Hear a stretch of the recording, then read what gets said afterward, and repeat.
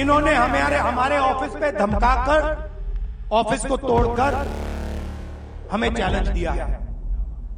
Challenge क्या है? गुजरात के चुनाव में मैं आपको बता रहा हूं, हम सब मिलकर इनको गुजरात में हराने जा रहे हैं। लिख के ले लो, कांग्रेस पार्टी वो गुजरात के चुनाव में लड़ेगी और नरेंद्र मोदी और बीजेपी को गुजरात में जैसे हमने अयोध्या में हराया है, वैसे ही हम गुजरात में इनको हराने जा रहे हैं। ಹಾಯ್ ಫ್ರೆಂಡ್ಸ್, ಆಲ್ ಇಂಡಿಯಾ ಕನ್ನಡಗೆ ಸ್ವಾಗತ. ಸ್ನೇಹಿತರೆ, ದೇಶದಲ್ಲಿ ಇತ್ತೀಚೆಗೆ ನಡೆದ ಅತ್ಯಂತ ದೊಡ್ಡ ಬೆಳವಣಿಗೆ ಅಂತ ಹೇಳಿದ್ರೆ ಲೋಕಸಭಾ ಎಲೆಕ್ಷನ್ ಅಲ್ಲಿ ಈ ಬಾರಿ ಮತ್ತೊಮ್ಮೆ ಅಧಿಕಾರವನ್ನ ವಹಿಸಿಕೊಂಡವರು ಅಥವಾ ಗೆದ್ದವರು ಬಿಜೆಪಿ, ಪ್ರಧಾನಿಯಾದವರು ಮತ್ತೆ ಮೂರನೇ ಬಾರಿಗೆ ನರೇಂದ್ರ ಮೋದಿಯವರು. ಸುಮಾರು ಇದೀಗ 10 ವರ್ಷಗಳಿಗೂ ಅಧಿಕವಾಗಿರುವಂತಹ ಒಂದು ಅಧಿಕಾರವನ್ನ ಇದೀಗ ನರೇಂದ್ರ ಮೋದಿಯವರು ಪಡ್ಕೊಂಡಿದ್ದಾರೆ. ಇನ್ನು ಈ ಬಾರಿ ಮತ್ತೊಂದು ಅಚ್ಚರಿಯ ಬೆಳವಣಿಗೆ ಅಂತ ಅಂದ್ರೆ 10 ವರ್ಷಗಳ ನಂತರ ವಿರೋಧ ಪಕ್ಷದ ಸ್ಥಾನದಲ್ಲಿ ಇಂಡಿಯಾ ಒಕ್ಕೂಟ ಅಂತ ಹೇಳಬಹುದು ಅಥವಾ ಕಾಂಗ್ರೆಸ್ನ ನಾಯಕ ರಾಹುಲ್ ಗಾಂಧಿ ಕೂತಿದ್ದಾರೆ. ಈ ಬಾರಿಯ ಸಮಾವೇಶಗಳಾಗಿರಬಹುದು, ಸದನದಲ್ಲಿ ನಡೀತಾ ಇರುವಂತಹ ಗದ್ದಲಗಳಾಗಿರಬಹುದು, ಬಹಳ ಮಹತ್ವವನ್ನು ಪಡೆದುಕೊಳ್ತಾ ಇದೆ. ನರೇಂದ್ರ ಮೋದಿಯವರು ಏನು ಹೇಳಿದ್ರು ಕೂಡ ಕಾಂಗ್ರೆಸ್ನ ಅದರಲ್ಲೂ ಕೂಡ ರಾಹುಲ್ ಗಾಂಧಿಯವರು ಟಕ್ ಅಂತ ಹೇಳಿ ಸರಿಯೋ ತಪ್ಪೋ ಏನಾದರೂ ಒಂದು ಹೇಳಿ ಬಿಜೆಪಿಯವರನ್ನ ಇಕ್ಕಟ್ಟಿಗೆ ಸಿಲುಕಿಸುವಂತಹ ಎಲ್ಲ ಪ್ರಯತ್ನವನ್ನ ಮಾಡ್ತಾ ಇದ್ದಾರೆ. ಇದೀಗ ಸದನದಲ್ಲಿ ಕಾರ್ಯಕರ್ತರನ್ನ ಉದ್ದೇಶಿಸಿ ಮಾತನಾಡುವಾಗ ರಾಹುಲ್ ಗಾಂಧಿಯವರು ಮತ್ತೊಂದು ಮಹಾ ಶಪಥವನ್ನ ಮಾಡಿದ್ದಾರೆ.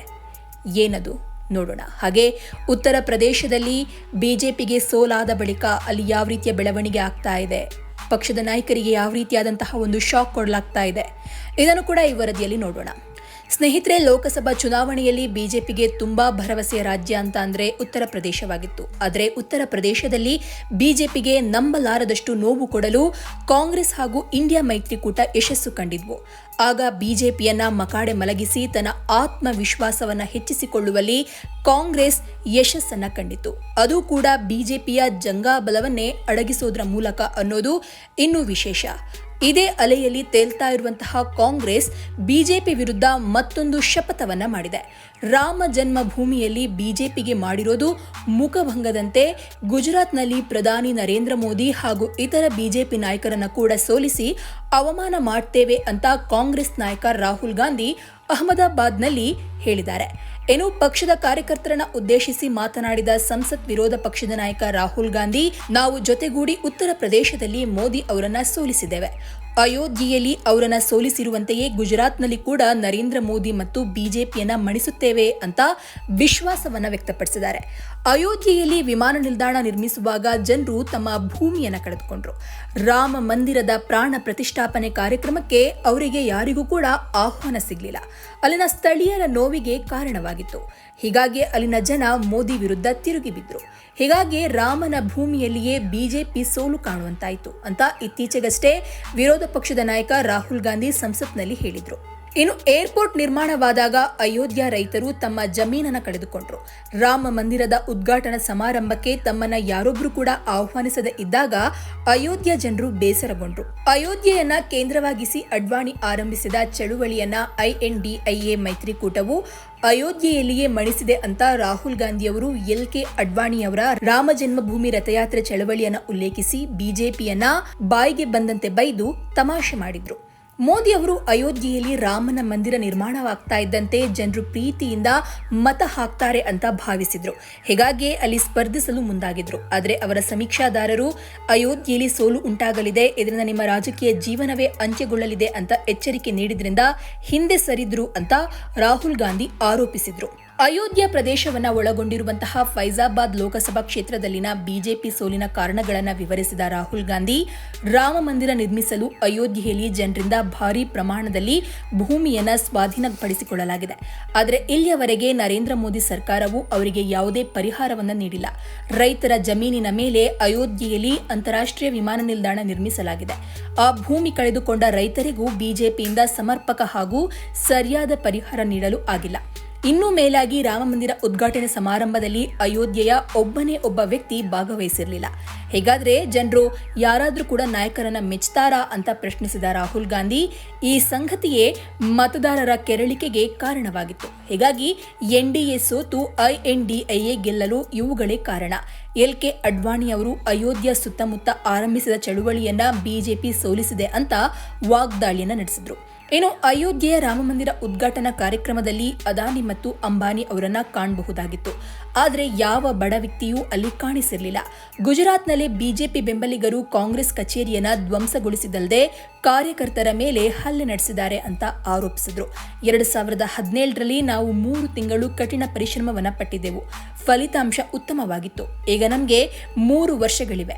ನಾವು ಗುರಿಯ ಗೆರೆಯನ್ನ ದಾಟಲಿದ್ದೇವೆ. ಗುಜರಾತ್ನಲ್ಲಿ 30 ವರ್ಷಗಳ ಬಳಿಕ ಸರ್ಕಾರವನ್ನು ರಚಿಸಲಿದ್ದೇವೆ. ನಾನು ಮತ್ತು ನನ್ನ ಸಹೋದರಿ ಸೇರಿದಂತೆ ಪಕ್ಷದ ನಾಯಕತ್ವ ಬಿಜೆಪಿ ವಿರುದ್ಧ ನಿಲ್ಲಲಿದೆ. ನಮ್ಮ ಪರ ಮತವನ್ನ ಪಡೆದು ನಿಮ್ಮನ್ನ ಸೋಲಿಸಲಿದ್ದೇವೆ ಅಂತ ವಾಗ್ದಾನವನ್ನ ಮಾಡಿದ್ದಾರೆ.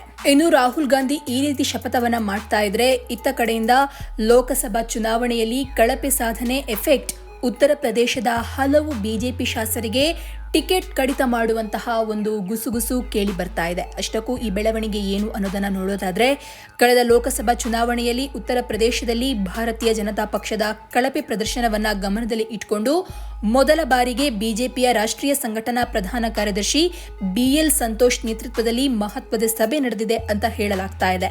ಈ ಸಭೆಯಲ್ಲಿ ಮುಖ್ಯಮಂತ್ರಿ ಯೋಗಿ ಆದಿತ್ಯನಾಥ್ ಸೇರಿದಂತೆ ಅನೇಕ ನಾಯಕರು, ಹಿರಿಯ ನಾಯಕರು ಉಪಸ್ಥಿತರಿದ್ದರು.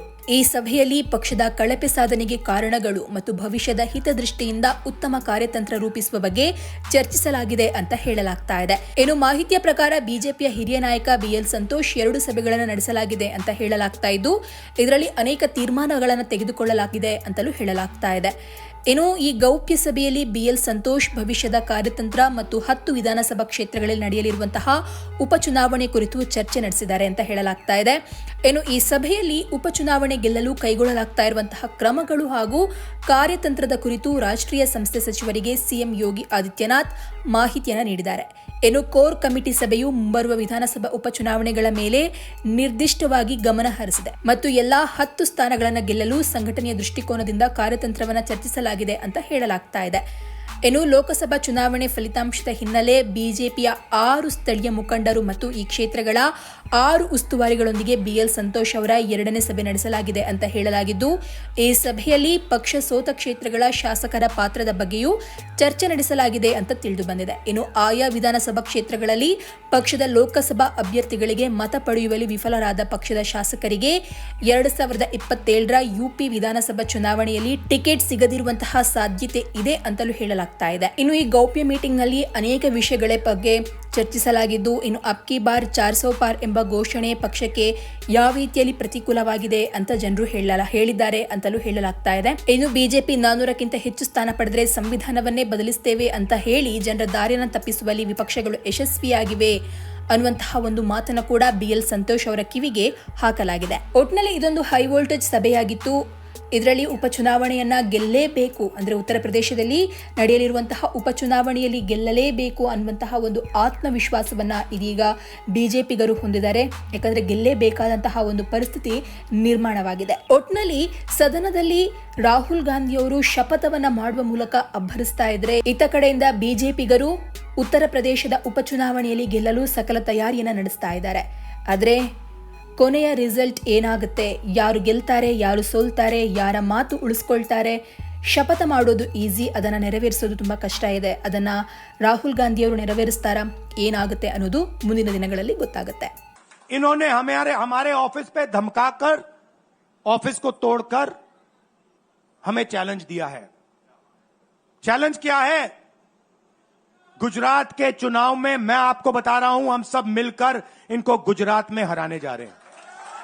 जो हमने कहा, और लिख के ले लो, कांग्रेस पार्टी की जो आत्मा है वो गुजरात के चुनाव में लड़ेगी और नरेंद्र मोदी और बीजेपी को गुजरात में, जैसे हमने अयोध्या में हराया है, वैसे ही हम गुजरात में इनको हराने जा रहे हैं.